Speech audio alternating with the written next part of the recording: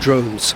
Cheap, deadly and plentiful are revolutionising warfare and redefining battlefields. And nowhere is this more evident than in Russia's war in Ukraine. The Russians have a Black Sea fleet, rather sizable. Ukrainians don't have any fleet at all.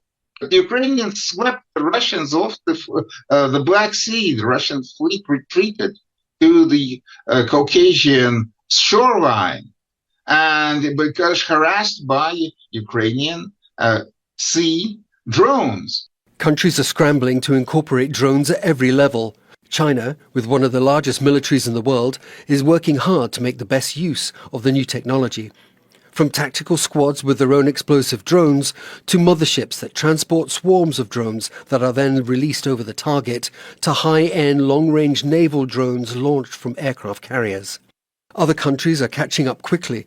Turkey has begun to field its own stealth drone, the Khalil Zelma, while its Aginci, a high-altitude long-range combat vehicle, has been sold to states around the world.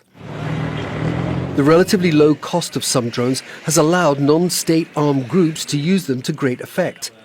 In Sudan, the Rapid Support Forces, a paramilitary group battling the army for control, has no air force. And yet it was able to successfully hit targets in Port Sudan, hundreds of kilometers away, using armed drones. Syrian rebels advancing on Damascus late last year also notched up successes.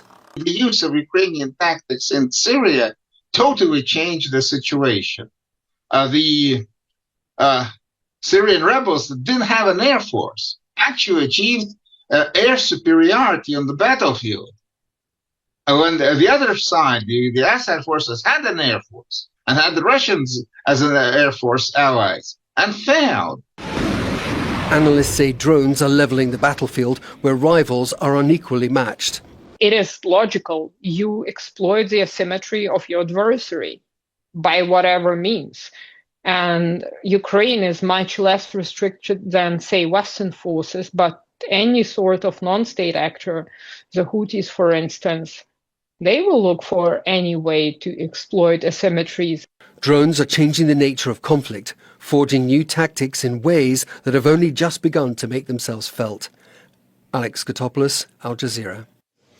Don't miss out. Get the full picture. Subscribe to Al Jazeera for reliable news, expert insight. Like, share, stay ahead.